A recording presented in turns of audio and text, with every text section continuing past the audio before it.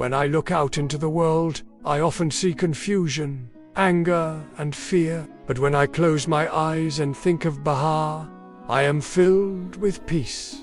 In the heart of Bihar, one man sat beneath a tree thousands of years ago, and the world would never be the same again.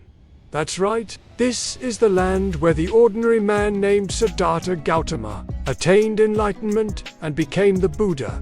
This is the land where Buddhism was born.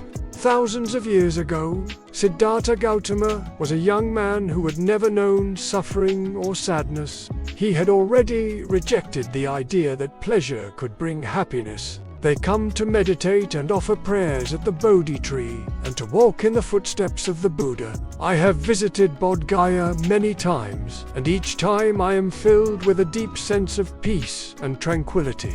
I imagine the peaceful focus of the monks as they meditated in their rooms. Rajya is located in the foothills of the Vulture Peak, where the Buddha is said to have delivered some of his most important sermons. The city is also home to several other important Buddhist sites, including the ruins of an ancient monastery and a museum that houses a collection of ancient Buddhist artifacts. It is alive and vibrant today. Bihar is still home to many vibrant pilgrimages and festivals that celebrate the teachings of the Buddha. I hope you have learned something new, and I hope you have felt the peace and tranquility that this ancient land has to offer. Remember, the path to enlightenment is not always an easy one, but with determination and perseverance, it is possible for anyone to achieve.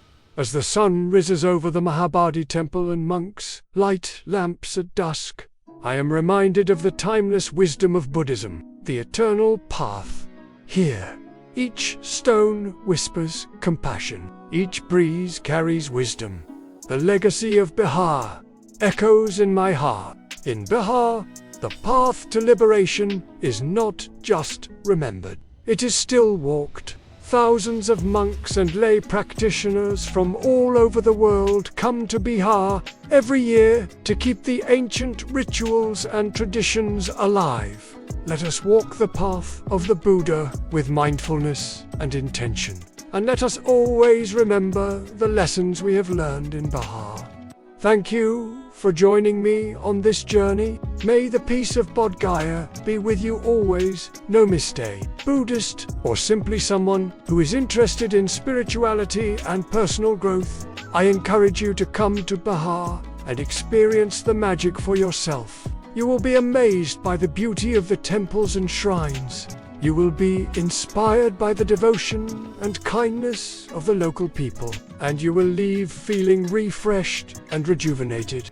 Rajya is truly a place where you can feel the echoes of the past all around you. As you walk through the streets of Rajya, you can almost hear the chants and footsteps of the monks and followers of the Buddha. You can feel the energy of their devotion and the power of their teachings. It is a humbling experience to realize that you are walking in the footsteps of these ancient masters and to know that you are part of a tradition that has lasted for so many centuries. I imagine the vibrant energy of the community as they came together to study and practice. Nalanda was more than just a place of learning. It was a center of culture and art. It was a place where people from different countries and cultures came together to share their ideas and their traditions. It was a place where tolerance and acceptance were celebrated. The legacy of Nalanda continues to inspire us today. It reminds us of the importance of education and the power of human curiosity. It reminds us of the need for tolerance and acceptance in our world. It reminds us of the possibility of peace and harmony among all people. It is a place where I can connect with the Buddha and with myself. And if you are a Buddhist, or if you are simply seeking a place of peace and quiet, I highly recommend visiting Bodh Gaya.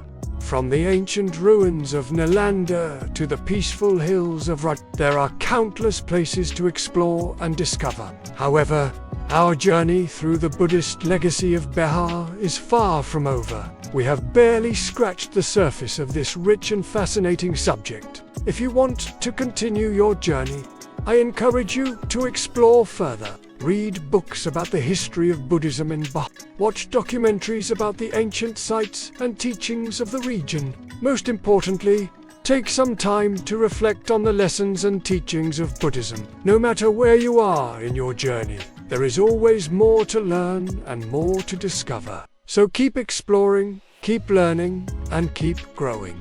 He also rejected the idea that pain could bring enlightenment. Nalanda was once home to one of the world's first great universities, which was founded in the 5th century CE. The university attracted scholars from all over the world, including Tibet, China, and Korea.